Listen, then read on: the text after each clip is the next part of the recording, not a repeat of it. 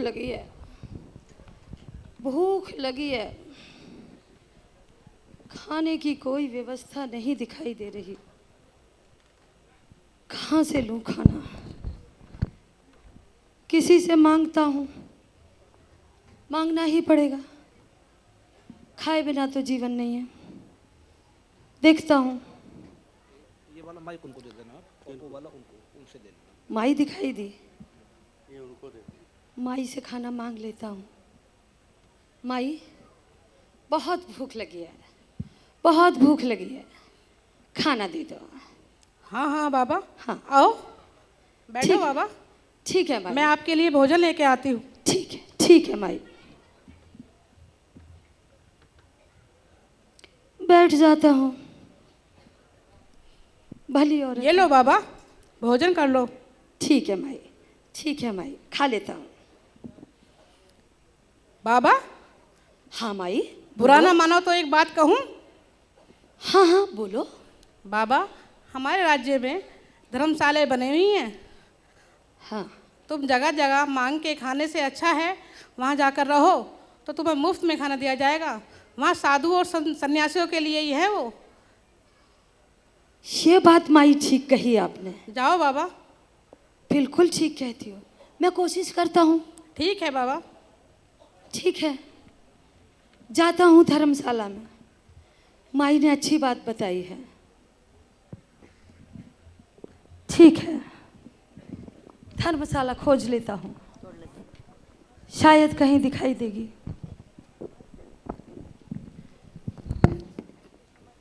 धर्मशाला दिखाई दे जाए तो अच्छा समय कटेगा। घर तो छोड़ दिया है, अब ये दिन आ गया है। ये तो मंदिर के पंडे लगते हैं, शायद यहीं कहीं धर्मशाला होगी। भाई, मुझे आपकी धर्मशाला में जगह मिलेगी? आप कौन हो भाई? मैं मद्रास से आया हूँ, मैं नायकर हूँ। मुझे आपकी धर्मशाला में जगह मिलेगी? क्या? नायकर, अच्छा, भगेले भी कहते हैं आप लोग हमको। निकल जा मेरी धर्मशाला से। तूने मेरी धर्मशाला को पवित्र कर दिया है। मुझे अब इसका शुद्धिकरण कराना पड़ेगा। तू निकल यहाँ से। क्यों? तू शूद्र है। यहाँ पर केवल ब्राह्मणों को रहने और खाने की व्यवस्था दी जाती है, तू जैसे शूद्र को नहीं। निकल यहाँ से। अच्छा, ये बात है। दूसरी धर्मशाला में देख लेता हूँ, शायद कोई ठिकाना मिल जाए। ये भी एक धर्मशाला है। भाई, कहिए। मुझे आपकी धर्मशाला में रहने को जगह मिलेगी? मैं मद्रास से आया हूँ। आप कौन हो? मैं नायकर हूँ। आप लोग हमको बघेल भी कहते हैं। अच्छा, वो जो गढ़रिया कहते हैं। हाँ हाँ हाँ हाँ हाँ, बिल्कुल। शूद्र, यहाँ हमारी धर्मशाला में तेरे लिए कोई जगह नहीं है। निकल हमारी धर्मशाला से, चला जा इसी समय। ओह, शायद मैंने घर छोड़कर गलती कर दी।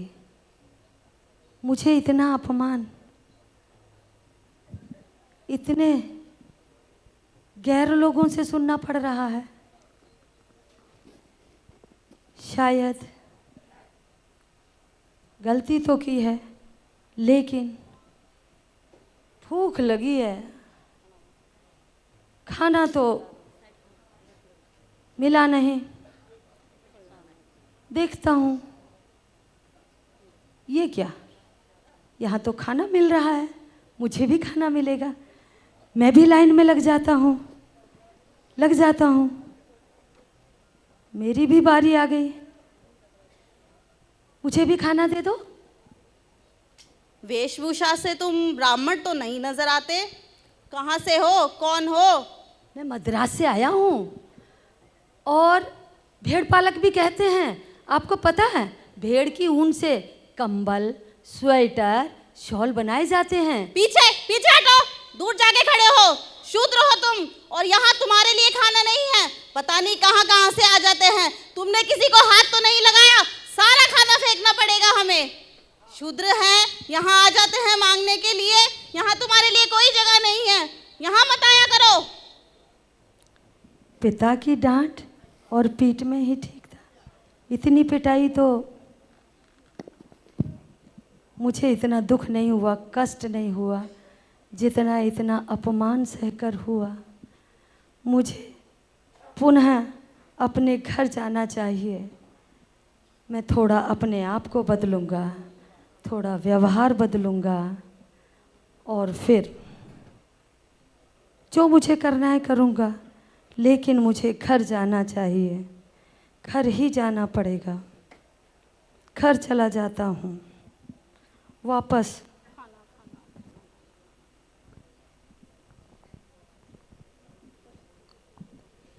पहरेदार घर चले जाते हैं और अपने पिता के व्यापार में शामिल हो जाते हैं, उनका सहयोग करने लगते हैं।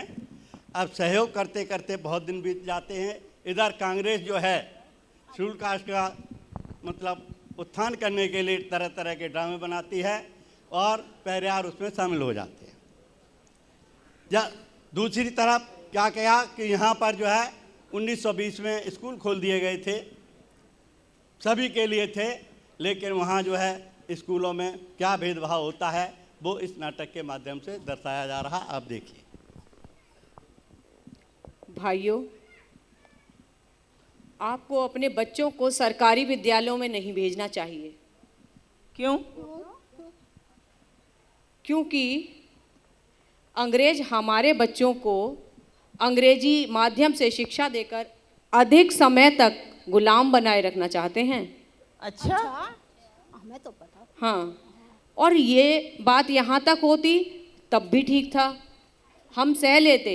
लेकिन ये तो हमारे बच्चों के साथ शूद्रों के बच्चों को बिठाकर पढ़ाना चाहते हैं। अच्छा, जिनकी परछाई से भी हम दूर भागते हैं। अच्छा, तो अब हमें क्या करना चाहिए? अब आपको अपने विद्यालय खोलने होंगे। अपने विद्यालयों में अपनी संस्कृति के हिसाब से शिक्षा दिलवाएं, अपने बच्चों को अपने हिसाब से पढ़ाएं, अच्छा, अपने यही स्कूल करना खोलें। ठीक रहेगा अब हमारे लिए। हाँ, आप लोग अपनी कमेटी बनाइए, उसके लिए पूरी व्यवस्था करिए। धन की व्यवस्था भी आप ही को करनी पड़ेगी। तो इसलिए आप लोगों को अब यह जिम्मा स्वयं संभालना पड़ेगा कि अपने बच्चों को कैसी शिक्षा दें, हमें अपने बच्चों को कहाँ पहुँचाना है। अपनी कमेटी बना के इस कार्य को शुरू करिए। ठीक है, हम ये काम करते हैं। अब हमें कमेटी बनानी पड़ेगी विद्यालय खोलने के लिए।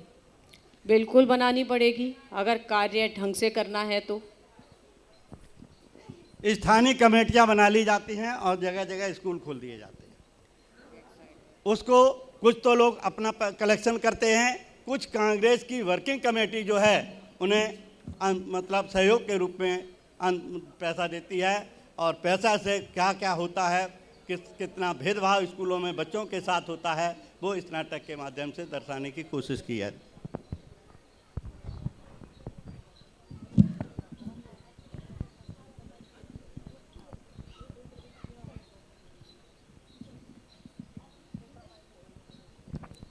नमस्कार। नमस्कार, आइए। पेरियार जी, तुम्हें मालूम है? आइए, बैठिए बैठिए बैठिए, पहले आराम से बैठिए। इधर भी है, इधर भी आइए, बैठिए। ऐसा लगता है आप सब मुझसे कुछ कहने आए हैं। हाँ जी। बैठ जाइए आप भी। हाँ, क्या कहना चाहते हैं, कहिए। कांग्रेस द्वारा जो स्कूल बनाए गए हैं ना, उनमें हमारे बच्चों के साथ गलत व्यवहार हो रहा है। उनको खाना भी ठीक प्रकार से नहीं दिया जा रहा। क्या कह रहे हो? और ब्राह्मणों के बच्चों के साथ तो बैठाया भी नहीं जाता, खेला भी नहीं जाता, उन्हें अलग करा जाता है। ऐसा है? ऐसा है तो आप सब जाइए और मैं अय्यर साहब से बात करता हूँ। ठीक है। चाहता हूँ, बात करनी ही पड़ेगी। आप जाइए, धैर्य रखिए, सब ठीक हो जाएगा। चाहता हूँ अय्यर साहब से मिलता हूँ ये क्या मामला है? जब कांग्रेस सरकार पैसा दे रही है तो इतना भेदभाव की जरूरत ही क्या थी? अय्यर साहब नमस्कार। नमस्कार साहब। सब ठीक ठाक तो है? हाँ सब ठीक है। हाँ बैठता हूँ और सब कुछ बताता हूँ। मैंने सुना था कि कांग्रेस के द्वारा जो विद्यालय खोले गए हैं उनमें भेदभाव हो रहा है बच्चों के साथ। नहीं, ऐसा तो कुछ नहीं है। अय्यर साहब मैं गया था, मुझे शिकायत तो मिली ही थी, लेकिन मैं जांच के लिए गया भी था और जब नहीं। गया था तो मैंने सत्य पाया है। इसी आधार पर मैं आपके विद्यालय की शेष अनुदान राशि को रोकता हूँ। नहीं, आप ऐसा नहीं कर सकते। ठीक है, देखा मुझे जाएगा। संयुक्त सचिव से बात करनी पड़ेगी।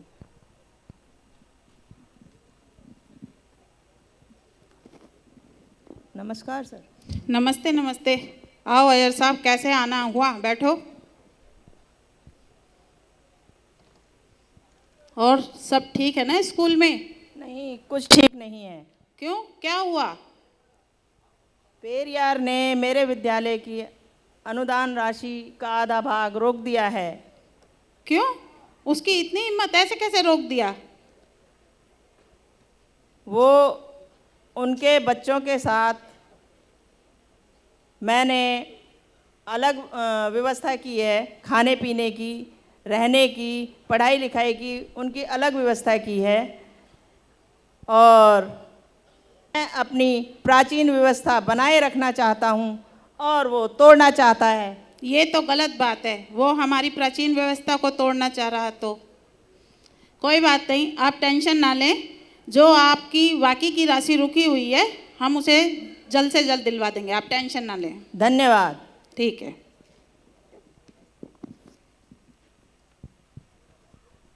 पहरेयार साहब को जो अनुदान राशि 500 रुपया रुकी हुई थी वो दे दी जाती है। पहरेयार को नहीं, सॉरी, अय्यर साहब को दे दी जाती है। और फिर जो है पहरेयार साहब जब उनको पता लगता है कि ये गड़बड़ी की गई है तो वो आगे क्या करते हैं, क्या एक्शन लेते हैं? वो कहते हैं मैं वर्किंग कमेटी में उठाऊंगा और वर्किंग कमेटी अब यहाँ बैठेगी, वो क्या निर्णय लेती है।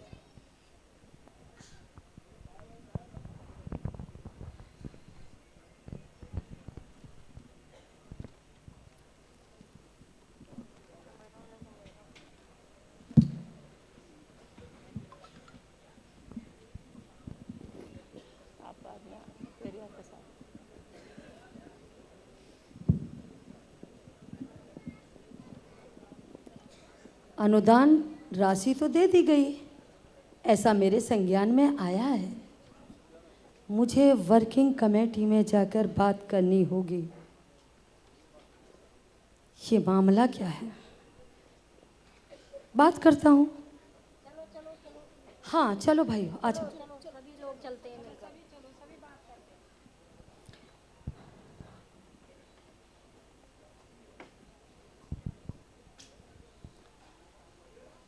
मैं वर्किंग कमेटी में एक प्रस्ताव रखने आया हूँ।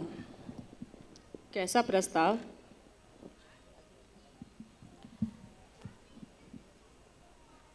जो कांग्रेस के द्वारा विद्यालय चलाए गए उनमें हमारे वंचित वर्ग के बच्चों के साथ भेदभाव हो रहा है, ऐसा मैंने सुना था।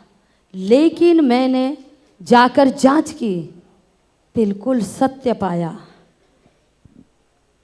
अब मैं ये चाहता हूँ कि जनसंख्या के आधार पर वर्किंग कमेटी में वंचितों की संख्या भी बढ़ाई जाए। गांधी जी, हमें स्वतंत्रता करानी है, हमें स्वतंत्रता चाहिए। इसके लिए बुद्धिजीवियों की आवश्यकता होगी, वंचितों की नहीं।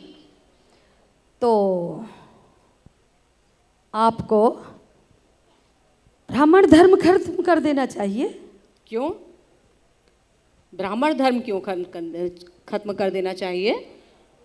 क्योंकि ब्राह्मण धर्म नाम का अर्थात हिंदू धर्म नाम का कोई धर्म नहीं है। हिंदू धर्म नहीं है? बिल्कुल। ये तो है। ये तो ब्राह्मणों का सृजन है। इस ब्राह्मण धर्म के आधार पर हमारे लोगों को निम्न घोषित करने के लिए 4 वर्ण बनाए। हिंदू धर्म ने ब्राह्मण, क्षत्रिय, वैश्य, शूद्र और अतिशूद्र इन वर्गों के आधार पर तसल्ली नहीं हुई उनको, अपने आप को सर्वश्रेष्ठ घोषित कर दिया, फिर भी तसल्ली नहीं हुई।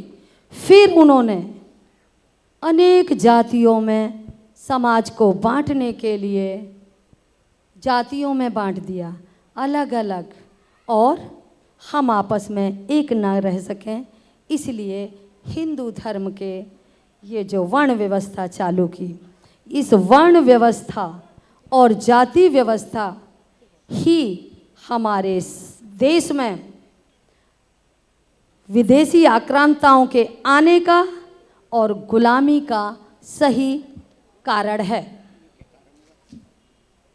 मतलब आप ब्राह्मणों पर विश्वास नहीं करते? मैं किसी ब्राह्मण पर विश्वास नहीं कर सकता। राजगोपालाचारी जी पर भी नहीं? मैं अपने समाज के उत्थान की जिम्मेदारी राजगोपालाचार्य पर भी नहीं सौंप सकता। क्यों? क्योंकि हमारे 90% भोले भाले लोग किसी ऐसे धर्म के अधीन रहें जो केवल ब्राह्मण को ही वर्चस्व में रखना चाहता है, सत्ताधीन बनाना रखना चाहता है, और उसी के अधीन रहकर अपने आप को गुलामी की लाइन पर चलाए, तो ऐसे धर्म को मैं नहीं मानता। याद रखिए पेरियार साहब, दुनिया हमेशा बुद्धिजीवियों के प्रभाव में रही है और रहेगी, और ब्राह्मण शिक्षित है इसलिए उसका प्रभाव तो रहा ही है और आगे भी रहेगा। तो आपको ये हिंदू धर्म खत्म कर दो। क्या कह रहे हैं आप? हिंदू धर्म खत्म कर दें? क्यों? क्योंकि जब हिंदू धर्म नहीं रहेगा तो ना कोई ब्राह्मण रहेगा, क्षत्रिय नहीं रहेगा, वैश्य नहीं रहेगा, शूद्र और अतिशूद्र भी नहीं रहेगा। सभी समान होंगे और सही अर्थों में तब होगी आज़ादी। वर्णभेद और जाति व्यवस्था दोनों वैदिक धर्म की मूल भावना है। अगर इसे खत्म कर दिया तो हिंदू धर्म नष्ट हो जाएगा, और मैं ऐसा कभी नहीं होने दूंगा। हम भी नहीं होने देंगे, बिल्कुल नहीं हो सकता ये। अगर आप सभी सिर्फ ब्राह्मणों की सत्ता धारण करने के लिए, ब्राह्मणों का वर्चस्व बनाए रखने के लिए इस धर्म का अनुसरण करवाना चाहते हैं, तो हम ऐसे धर्म को नहीं मानते। हम अपने साथियों के साथ वर्किंग कमेटी से आज ही इस्तीफा देते हैं। दे दो। नायकर साहब साथियों के साथ इस्तीफा दे करके चले जाते हैं, और समाज में जा कर के कांग्रेस के द्वारा जो किया जा रहा है, जो ड्रामा रचा जा रहा है, वो समाज के सामने प्रस्तुत करते हैं जा कर के कि गांधी जी या कांग्रेस जो है हमारे साथ क्या क्या कर रही है। नाटक के माध्यम से देखिए पेरियार साहब अपने आप सभी को संबोधित करेंगे और आप उसको ध्यान से सुने।